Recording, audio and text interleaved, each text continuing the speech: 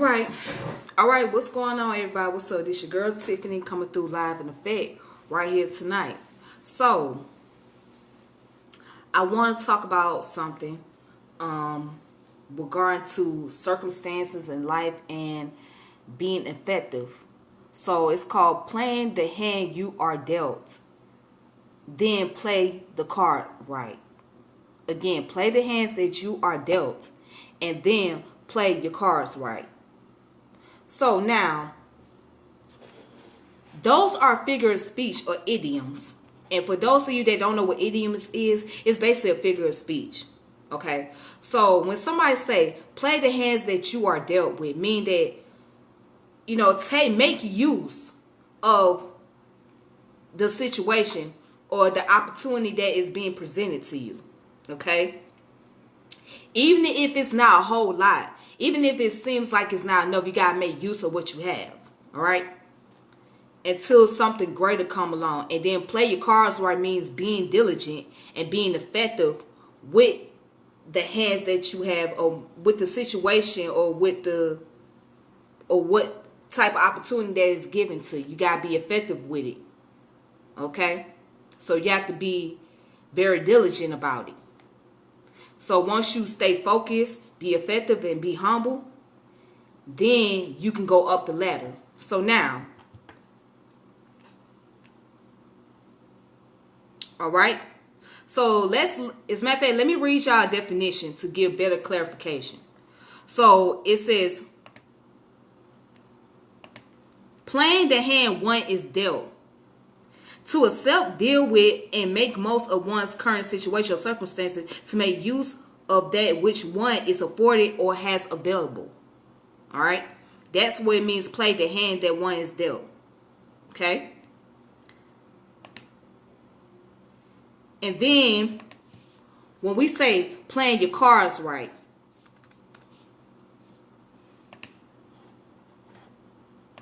when someone tells you, hey, play your cards right, that means to act adaptively and with good judgment to make the best and most effective use of the resources at one's disposal. Okay? So that's what it means. Now, to help make it more efficient, I am going to use my cards. Okay? You're not going to be able to see my hands all the way, but that's okay. So let's just say we're playing cards. Let's say we play a game of casino. Let's say you play a game of tonk. Let's say you play a game of spades. Or blackjack. Or hearts. Right? So, what I'm about to do is, I am going to shuffle my cards. As you can see. So now,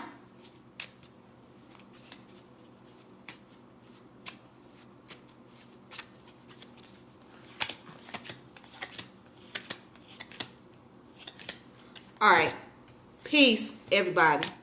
So now, the hand that I have, let's say if I was playing tonk, okay? And I put down one card. All right, so this is the hand that I'm playing. Okay, I'm just showing you guys a scenario. So this is the card that I am dealt with.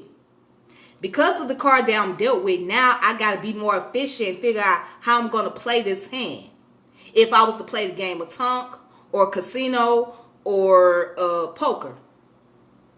But let's just put a scenario of poker and tonk.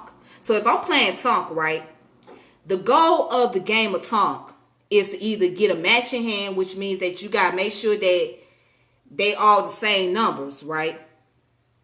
Okay, they could be the same numbers but different suit. Or let's just say that if I want to get it in all the same suit. So let's say if I want my hand to be a club. In order for it to be a club, right, it has to be in the same suit and it has to be in order.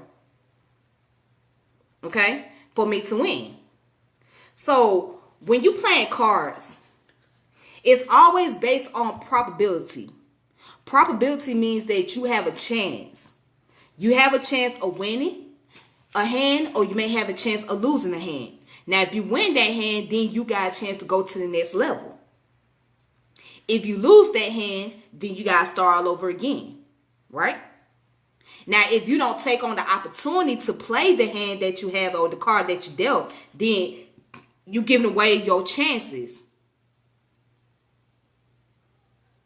So you don't know what the outcome gonna be because you threw down your cards. So you pretty much gave up. So when you sit here and you play, especially a game like poker, right? Now, poker is a very challenging game, okay? You got flush, you got royal flush, then you got, I forgot what the other four is called, but let's say you got royal flush. That's a nice hand right there. You won the game.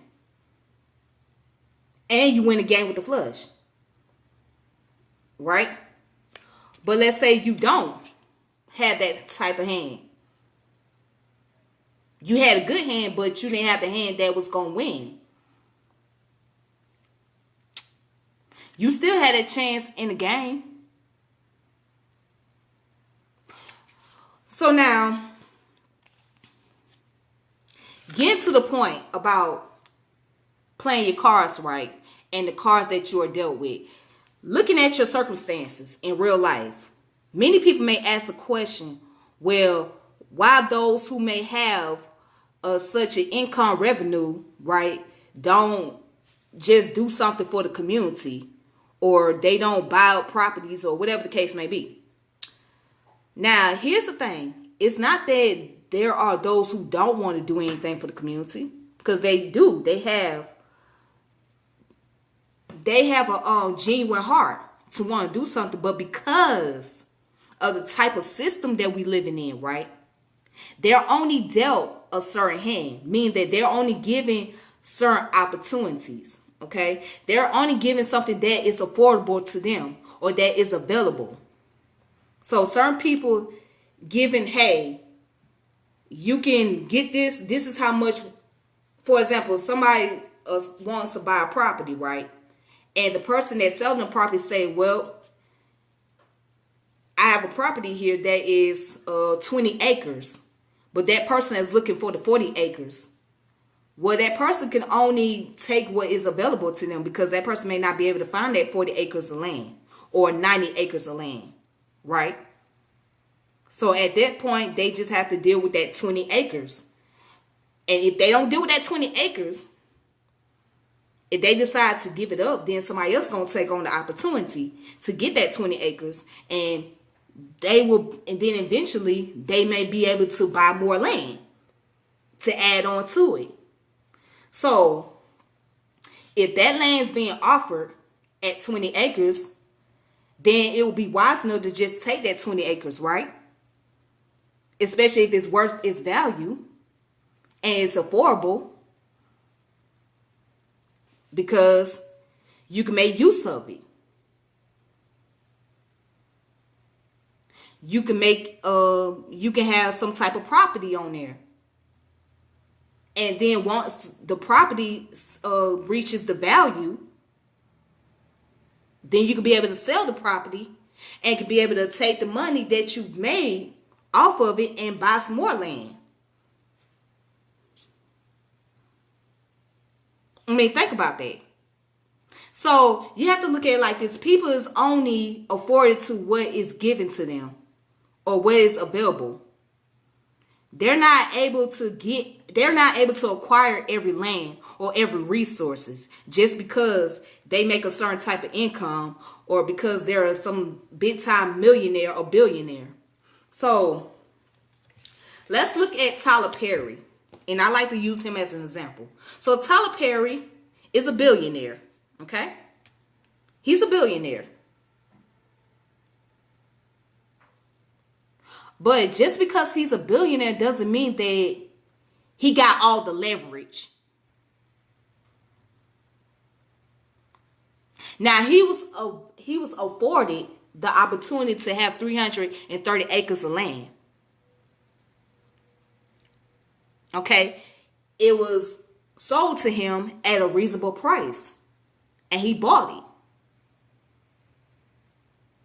Right? But outside that, had that land not been sold to Tyler Perry, he would never got it. But it became available for him. So what I'm saying is, just because he got that $1 billion doesn't mean that he's going to take over the world.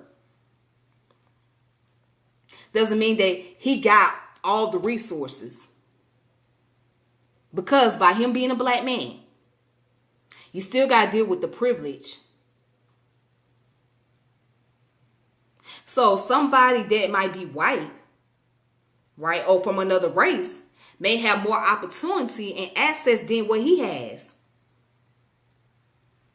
Because they belong to a group of people that are privileged.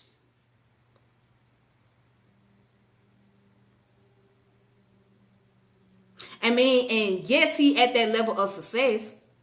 But guess what? There's other group of men out there that makes way more money than he does. So in their eyes, he's just picking up the crumbs, meaning that he's picking up what's left over. And all the rest of them, they already passed that level.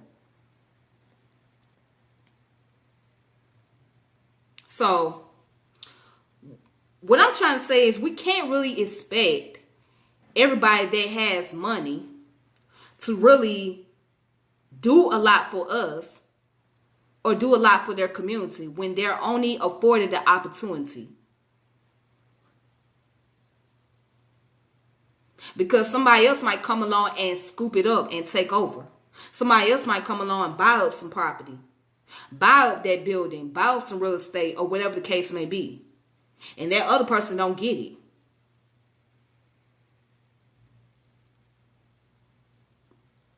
I mean, and that's just how it is. So it's like you're in a race for something. You're in a race for what is available. Just like those who are getting food stamps at Section 8. Now, the reality is everybody's not going to get food stamp. Everybody's not going to get Section 8.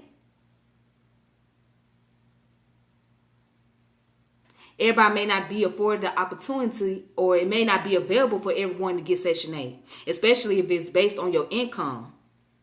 If you go above a certain income level.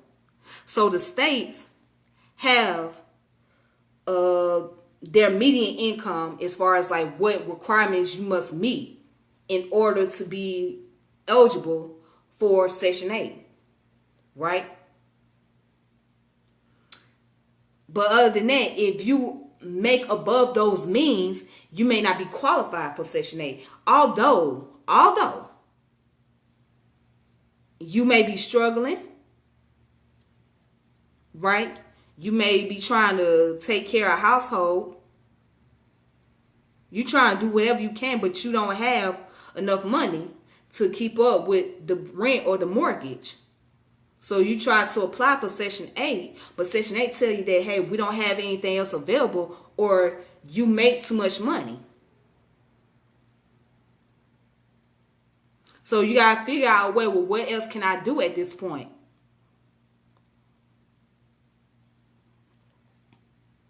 And then for those who may be on Section 8, okay, you may want something greater. You may want to own a house, but you can't afford you can't afford it at this point. So you have to take what you can with that Section 8 and, pay what you can on your mortgage or on your rent as far as the percentage goes, or however they do it. And then from there, whatever money that is left over, if you save enough, then you could be able to afford the opportunity to purchase the home, right? Or if you get a better job that's paying more money, then you may have a better chance to get a house. All right, but overall, the point I'm making is When we dealing with life, we're dealing with chances. We're dealing with probability. Nothing is absolute. So it's not going to be absolute that you're going to acquire something right away. It's not going to be absolute. So you may want something badly. You may want to get it right away, but it's not available at the point. So you got to take what you have available to you, and you have to make use of it until that door of opportunity is open. And you have to be diligent about it. You have to be effective. You have to be wise. You can't just be careless, and you can't just be reckless either. You got to be smart. You really got to be smart about it. And you have to be careful how you move.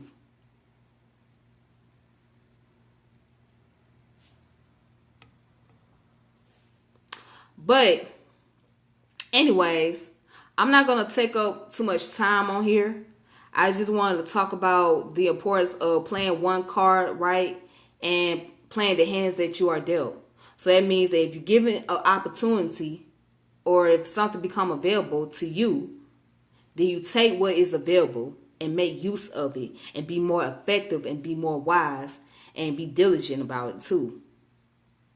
You just have to hold on to it until something greater comes along. Now, with that being said, I thank you guys for watching. Until then, you all be safe. Take care of yourself. And I'll reconnect with you all later, all right? And if you haven't, make sure you check out my YouTube channel, which is Tiffany French. That's my YouTube. Check out the channel. Make sure you subscribe, hit the notification bell, share the channel whenever I come on. And with that being said, you all have a good one. May peace and power elevation be to all of you. And I will reconnect with you guys later. All right? Thanks.